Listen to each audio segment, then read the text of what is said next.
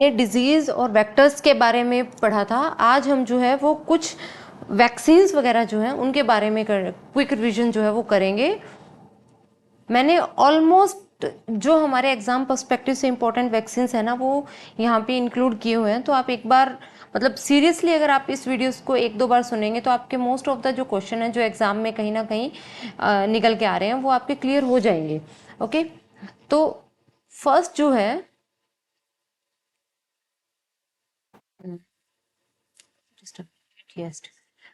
First जो है Edward Jenner. Edward Jenner जो है इन्होंने कौन सा वैक्सीन जो है डिस्कवर किया था और कैसे किया था। इन्होंने क्या किया था, इन्होंने एक विरुलेंट जो स्ट्रेन है, विरुलेंट ऑर्गेनिज्म जो है उसको किल किया था। और वहां पे मतलब दो अलग अलग टाइप के इन्होंने एक्सपेरिमेंट जो है वो किए थे। एक में था किल्ड विरुलेंट ऑर्गेनिज्म, एक में था live non virulent strains. Basic बिल्कुल लेमन लैंग्वेज में आपको समझाती हूँ। फॉर एग्जांपल ये बैक्टीरिया के दो कल्चर्स थे। एक कल्चर के अंदर विरुलेंट स्ट्रेन था। विरुलेंट मीन्स जो कि डिजीज कोज कर रहा है, डिजीज कोज कर रहा है लेकिन वो मरा हुआ था। सेकंड जो था वो डिजीज कोज नहीं कर रहा था लेकिन वो जिंदा था। ठीक है, तो फर्स्ट में क्या था, किल्ड विरुलेंट ऑर्गेनिज्म, मरा हुआ था लेकिन जो डिजीज कोजिंग था वो था। दूसरे में क्या था, लाइव नॉन विरुलेंट स्ट्रेन्स, ये जिंदा थे लेकिन ये क्या कर रहे थे, डिजीज नहीं कोज कर रहे थे। तो उन्होंने क्या किया, इस टाइप से जो वैक्सीन बनाया जिसमें live non virulent strain include किए। कौन से, live non virulent strains.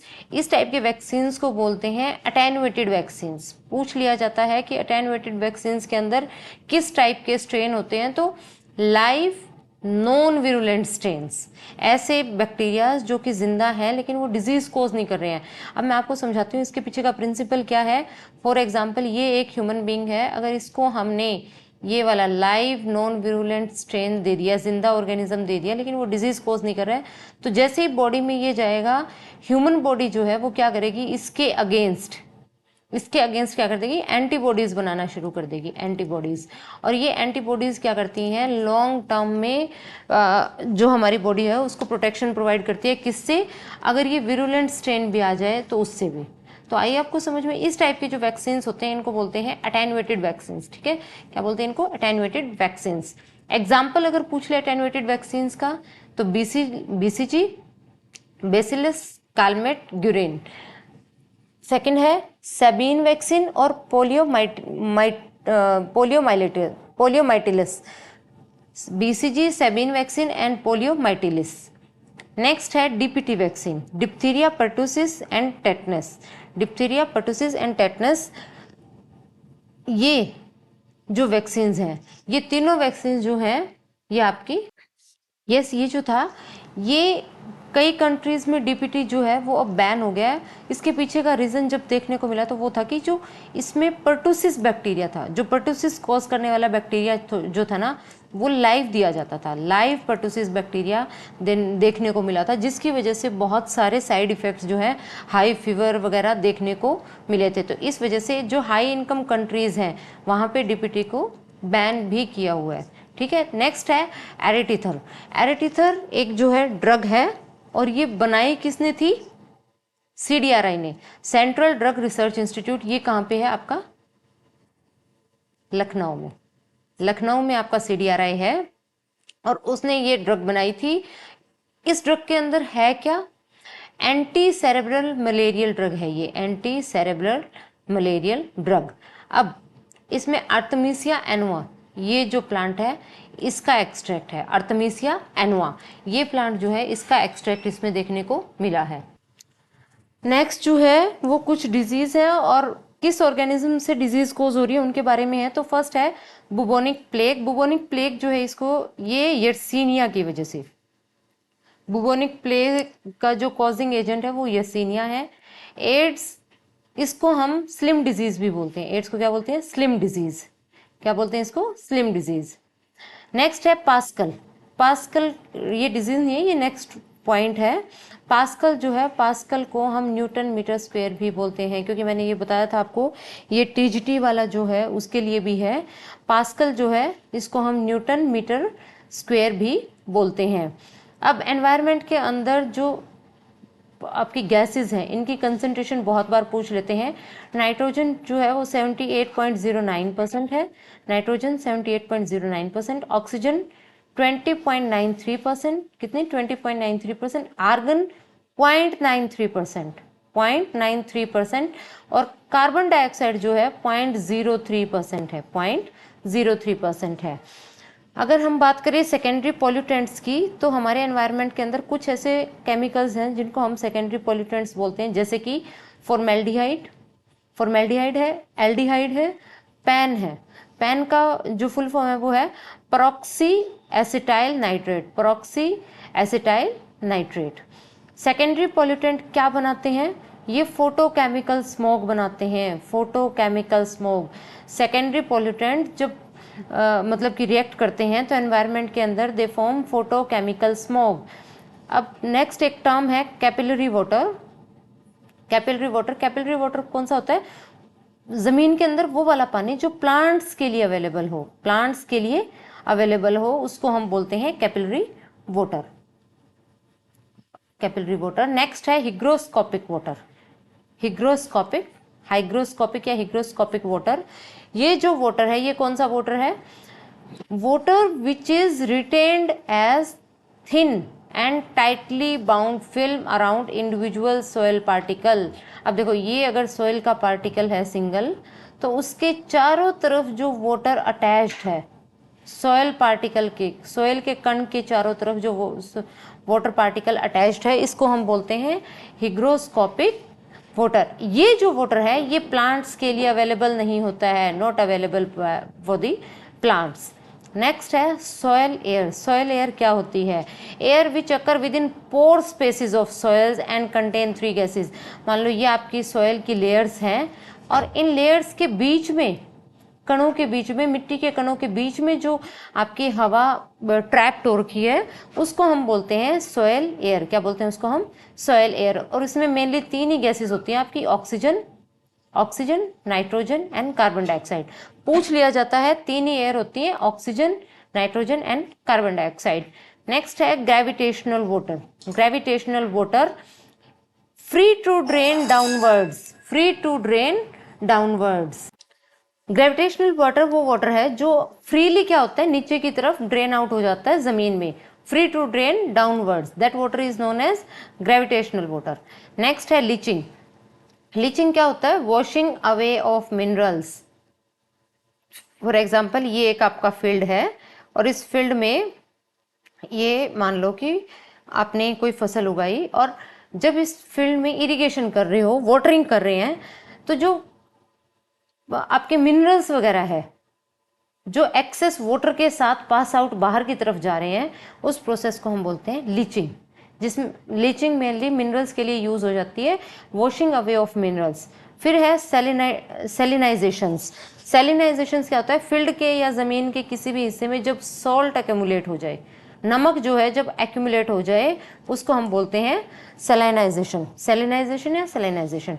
Next है अल्कलिनाइजेशन। यहाँ पे सॉल्ट था, यहाँ पे अल्कली का एक्यूमुलेशन है। नेक्स्ट है अमोनिफिकेशन। अमोनिफिकेशन होता है आपका अमोनिया फॉर्मेशन, या वो, और होता किसकी वजह से है? 2 अलग अलग बैक्टीरियाज, मतलब कि वैसे तो बहुत सारे बैक्टीरियाज हैं लेकिन एनसीईआरटी में जहाँ जहाँ जो दिए हुए मैं वो बता रही हूँ। फर्स्ट है पिट्रीफाइंग बैक्टीरियाज। वो बैक्टीरियाज, मान लो आप जब कहीं पे भी सड़क से, मतलब आप जा रहे हो, सड़क के आसपास अगर कोई जानवर मरा हुआ है तो बड़ी गंदी सी एक स्मेल आती है। वो स्मेल किसकी वजह से आती है? क्योंकि जो उस ऑर्गेनिज्म के अंदर प्रोटीन्स थे, क्या थे? प्रोटीन्स थे, वो प्रोटीन्स डिग्रेड होना स्टार्ट हो गए हैं, प्रोटीन्स जो है वो डिग्रेड होना स्टार्ट हो गए हैं। उस प्रोसेस को बोलते हैं पिट्रीफिकेशन। क्या बोलते हैं उसको? पिट्रीफिकेशन, पिट्रीफिकेशन। और वो होता किसकी वजह से? पिट्रीफाइंग बैक्टीरिया की वजह से। ऐसे बैक्टीरियाज होते हैं जो इस प्रोटीन को तोड़ के सिंप्लीफाई करते हैं। और नेक्स्ट जो अमोनिफिकेशन है, हाँ, एक तो इस प्रोसेस में आपका अमोनिया बनता है। नेक्स्ट फंगस जो है वो भी अमोनिया प्रोड्यूस, नाइट्रोजन से अमोनिया कन्वर्ट करती है, तो एनवायरनमेंट के अंदर अमोनिया जो है वो देखने को मिलता है। नेक्स्ट है सुडोमोनास। सुडोमोनास भी एक डीनाइट्रीफाइंग आपका है। डीनाइट्रीफाइंग मतलब नाइट्रोजन जो है ये अवेलेबल करवाता है प्लांट्स को। ठीक है, नेक्स्ट है सोयल माइक्रो ऑर्गेनिज्म। तो मतलब कौन से सोयल माइक्रो ऑर्गेनिज्म है जो नाइट्रोजन फिक्सेशन या अमोनिफिकेशन के लिए हेल्पफुल होते हैं? तो फर्स्ट है क्लिपसेला न्यूमोनी। क्लिपसेला न्यूमोनी, क्लिपसेला न्यूमोनी में क्या होता है, 17 जीन होते हैं जिनको हम निफ जीन बोलते हैं। 17 ऐसे जीन्स होते हैं, इन जीन्स को हम क्या बोलते हैं, निफ जीन्स।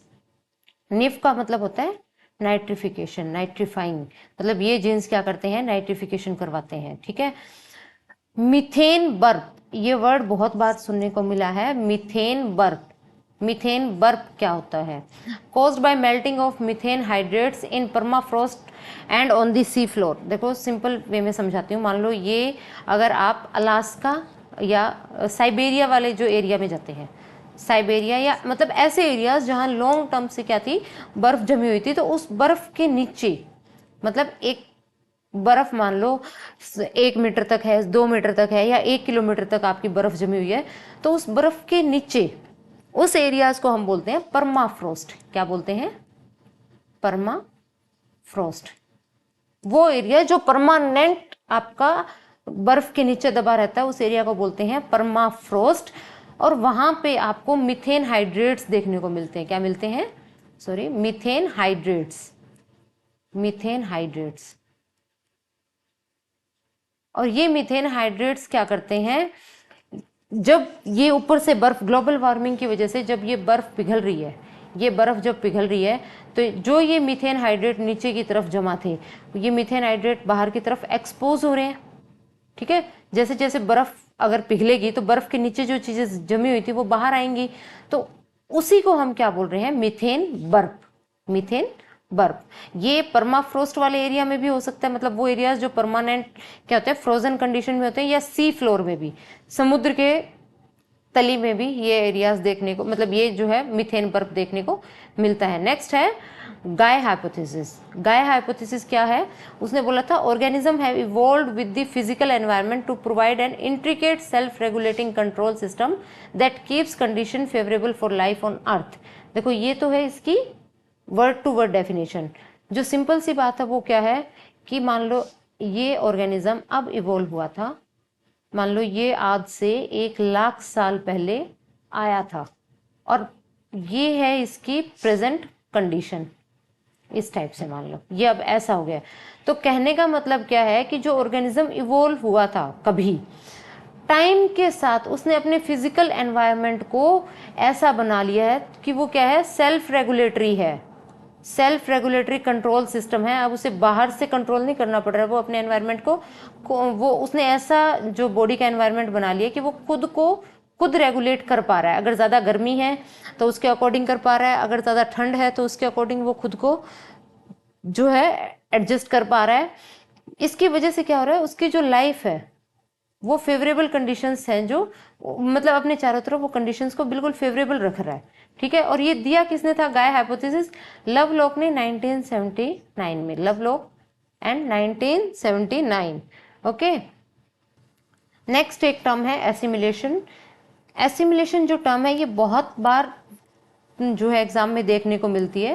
तो एसिमिलेशन का मतलब क्या होता है? एसिमिलेशन होता है कि जो आपने खाना खा लिया है, फूड जो खाना खा चुके हैं, वो जब बॉडी सेल्स उसको एब्जॉर्ब करती हैं, जो ऑलरेडी खाना खाया जा चुका है उसको जब बॉडी सेल्स एब्जॉर्ब करती हैं, तो उस प्रोसेस को बोलते हैं एसिमिलेशन। और बॉडी सेल्स एब्जॉर्ब करती क्यों है? एनर्जी के लिए, ग्रोथ के लिए और रिपेयरिंग के लिए। बॉडी रिपेयर हो रही है, ग्रोथ कर रही है और एनर्जी प्रोवाइड कर रहा है, तो इस प्रोसेस को हम बोलते हैं एसिमिलेशन। नेक्स्ट आपका जो टर्म वो है टॉपिक है वो है रेस्पिरेशन। तो रेस्पिरेशन में हम जो है फर्स्ट पढ़ेंगे मेन प्रोसीजर क्या है। ग्लूकोज है आपकी बॉडी में, आपने कोई भी कुछ भी खाना वगैरह कार्बोहाइड्रेट्स वगैरह लिए, लास्ट जो उनका एंड होता है वो जाके टूटते हैं ग्लूकोज में। ठीक है, और ग्लूकोज होता है सिंगल मॉलिक्यूल। तो जब ये सिंगल मॉलिक्यूल ग्लूकोज है, ये एक प्रोसेस में जाता है जिसको बोलते हैं ग्लाइकोलिसिस। ठीक है, ग्लाइकोलिसिस, ग्लाइकोलिसिस मतलब इस ग्लूकोज का टूटना, इसको बोलते हैं ग्लाइकोलिसिस। और जब ये ग्लूकोज ग्लाइकोलिसिस में टूटता है तो एक वे ऐसा होता है जिसमें पायरुवेट बनता है। क्या बनता है? पायरुवेट। और इस पायरुवेट को पायरुविक एसिड भी बोलते हैं। ग्लूकोज एक है और 6 कार्बन से मिलके बना है ऐसे, ठीक है। ये आपका 6 कार्बन कंपाउंड है, लेकिन जब ये पायरुवेट में टूटता है बेटा, पायरुवेट में जब ये टूटता है तो पायरुवेट से ये 3-3 कार्बन के 2 मॉलिक्यूल बना लेता है। अब पायरुवेट इस टाइप का कंपाउंड है, ठीक है। तो एक ग्लूकोज से 2 पायरुविक एसिड या 2 पायरुवेट हमें देखने को मिले। अब ये क्या करते हैं, ये चलते हैं क्रेब्स साइकिल में। किसमें? क्रेब्स साइकिल में। ये कहाँ हो रही होती है? माइटोकॉन्ड्रिया के अंदर। पूछ लिया जाता है क्रेब्स साइकिल कहाँ होती है? माइटोकॉन्ड्रिया में। और एंड प्रोडक्ट क्या बनता है क्रेब्स साइकिल का, जहाँ पे ये 2 पायरुविक एसिड मॉलिक्यूल इंक्लूड होते हैं? 6 कार्बन डाइऑक्साइड निकलती है, 6 वाटर के मॉलिक्यूल निकलते हैं और 38 एटीपीज निकलती हैं। कितनी? 38 एटीपीज, ठीक है। और ये जो पायरुवेट है ना, ये ज़रूरी नहीं है कि उसी वे में जाए। ये कई बार अगर ऑक्सीजन बहुत ज़्यादा प्रेजेंट है, सॉरी ऑक्सीजन अगर एब्सेंट है तो तब ये पायरुवेट किस में कन्वर्ट हो जाएगा? लैक्टिक एसिड में। किस में? लैक्टिक एसिड में। और तब सिर्फ 2 ही एटीपी बनाता है।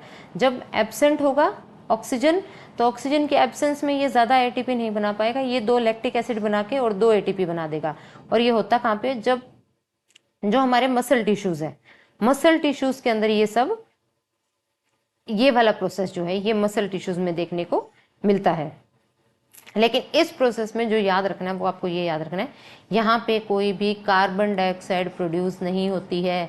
मसल्स के अंदर कोई भी कार्बन डाइऑक्साइड प्रोड्यूस नहीं होती है। सेकंड, अगर ये था इन एब्सेंस ऑफ ऑक्सीजन, अब है लिमिटेड ऑक्सीजन, मतलब कि बिल्कुल एब्सेंट नहीं है लेकिन कुछ कुछ एब्सेंट, मतलब कि थोड़ी बहुत प्रेजेंट है। तो इस प्रोसेस को बोलते हैं फर्मेंटेशन। यहाँ पे क्या होता है? इथेनॉल बनेगा, 2 कार्बन डाइऑक्साइड बनेगी। देखो, अगर ऑक्सीजन प्रेजेंट था तो 6 कार्बन डाइऑक्साइड बन रही थी। ऑक्सीजन बहुत ज़्यादा मतलब अवेलेबल नहीं है, जितना यहाँ फ्रीली अवेलेबल था उतना यहाँ नहीं है, तो सिर्फ 2 ही कार्बन डाइऑक्साइड बनी है। और बिल्कुल एब्सेंट है तो कोई कार्बन डाइऑक्साइड नहीं बनी है। जब ऑक्सीजन बहुत ज़्यादा प्रेजेंट था तो 38 एटीपीज बनी थी। थोड़ा कम प्रेजेंट था तो सिर्फ 2 ही एटीपी बनी है, ठीक है। और यहाँ पे भी एटीपी तो 2 ही बनी है, ठीक है। ये आपका मैंने 3 साइकिल्स जो हैं वो एक साथ करवाई हैं, तो थोड़ा सा इसको ध्यान से देखना। एंड प्रोडक्ट जो है तीनों साइकिल्स के मैंने इनको आपको इसमें कम करवा दिए हैं। नेक्स्ट, अगर पूछ ले ब्रीदिंग क्या होता है, ब्रीदिंग क्या होता है, तो 1 इनहलेशन प्लस 1 एक्सहलेशन। एक बार सांस अंदर लेना और एक बार सांस बाहर निकालना, that complete process is known as breathing. Next जो है वो आपका हार्ट के बारे में है। मैमल्स एंड बर्ड्स जो है, मैमल्स एंड बर्ड्स, इनमें आपका 4 चैम्बर्ड हार्ट होता है। क्या? 4 चैम्बर्ड हार्ट। हार्ट के क्या कितने चैम्बर्स होते हैं? 4 चैम्बर होते हैं। किसमें? मैमल्स में एंड बर्ड्स में। एम्फीबियंस यानी कि जो आपके मेंढक वगैरह है, प्लस रेप्टाइल सांप वगैरह है, इनमें 3 चैम्बर्ड हार्ट होता है, सिर्फ 3 ही चैम्बर्स होते हैं। फिशेज में आपके 2 चैम्बर्ड हार्ट होते हैं। फिशेज में क्या होते हैं? 2 चैम्बर्ड हार्ट। यहाँ पे रेप्टाइल्स में और इनमें एक एक्सेप्शन है, क्रोकोडाइल। क्रोकोडाइल के अंदर आपका 4 चैम्बर्ड हार्ट होता है। क्रोकोडाइल में 4 चैम्बर्ड हार्ट होता है, वो एक एक्सेप्शन है। नेक्स्ट, कई बार पूछ लिया जाता है कि पल्स क्या होती है। हम बोलते हैं ना कि आपकी जो नब्ज चल रही है तो वो पल्स क्या होती है, ठीक है। Expansion of an artery each time the blood is forced into it, मतलब कि सिंपल वे में समझाती हूँ, ये हार्ट है, हार्ट ने ब्लड को पंप किया बॉडी पार्ट्स तक, तो जिस पाइप के थ्रू हार्ट पंप हुआ, जिस पाइप के थ्रू हार्ट पंप हुआ जिस प्रेशर से, तो उस आर्टरी में जितनी बार ब्लड आया ना, उसके ब्लड आने की वजह से वो आर्टरी जितनी फुली, ठीक है, वो जितनी उसका डायमीटर बढ़ा, इस प्रोसेस को हम क्या बोलते हैं? Pulse. Expansion of an artery, एक आर्टरी का एक्सपेंशन कब? Each time the blood is forced in, जब उसमें ब्लड फोर्स किया जाता है, ठीक है, तो इसको हम बोलते हैं पल्स, ठीक है। नेक्स्ट है आपका पल्स रेट। पल्स रेट आपका most of the time heart rate के बराबर ही होता है। Pulse rate is equal to heart rate, क्योंकि जितनी बार हार्ट धड़केगा यानी उतनी बार वो क्या कर रहा है? पंप कर रहा है ब्लड को, और जितनी बार ब्लड पंप होगा उतनी बार आर्टरी का एक्सपेंशन होगा, तो वही आपका पल्स रेट होगा। कई बार पूछ लेते हैं सिस्टोलिक प्रेशर क्या है। सिस्टोलिक प्रेशर, तो आर्टरी के अंदर मैक्सिमम प्रेशर, जब आर्टरी क्या हो रही है? कॉन्ट्रैक्ट हो रही है, जब वो ब्लड को आगे की तरफ फेंक रही है आर्टरी, उस टाइम वो क्या हो रही है, सिकुड़ रही है। सिकुड़ने के टाइम में जो मैक्सिमम प्रेशर होता है ना, उस मैक्सिमम प्रेशर को बोलते हैं सिस्टोलिक प्रेशर। नेक्स्ट है डायस्टोलिक प्रेशर। ये मैक्सिमम प्रेशर है, ये मिनिमम प्रेशर है। सिस्टोलिक क्या होता है, मैक्सिमम प्रेशर, और डायस्टोलिक क्या होता है, मिनिमम प्रेशर। नेक्स्ट है नॉर्मल बीपी। नॉर्मल बीपी पूछ आपका क्या होता है, नॉर्मल बीपी में सिस्टोलिक 120 mmHg होता है, डायस्टोलिक 80 mmHg। हम कहते हैं ना कि अपर 120 है, लोअर 80 है। तो मैक्सिमम 120, मैक्सिमम एक आर्टरी जो है वो कितना कॉन्ट्रैक्ट हो सकती है, और मिनिमम वो कितना रिलैक्स हो सकती है। मिनिमम तो रिलैक्सेशन के लिए है, और मैक्सिमम क्या है, कॉन्ट्रैक्शन के लिए। ठीक है, तो हाइयर क्या होता है, मैक्सिमम कितना कॉन्ट्रैक्ट हो सकती है, डायस्टोलिक होता है मिनिमम कितना रिलैक्स हो सकती है। और बीपी हम किससे मेजर करते हैं, आपके स्फिग्मोमेमोमीटर, स्फिग्मोमेमोमीटर, इससे हम क्या करते हैं, बीपी मेजर करते हैं, स्फिग्मोमेनोमीटर। अब नेक्स्ट जो है वो प्लांट हार्मोन्स का है, वो हम नेक्स्ट वीडियो में करेंगे। टिल देन अगर आपको वीडियो जो है वो पसंद आ रहा है तो please subscribe my channel, like my video and share my video. Thank you. Have a nice day.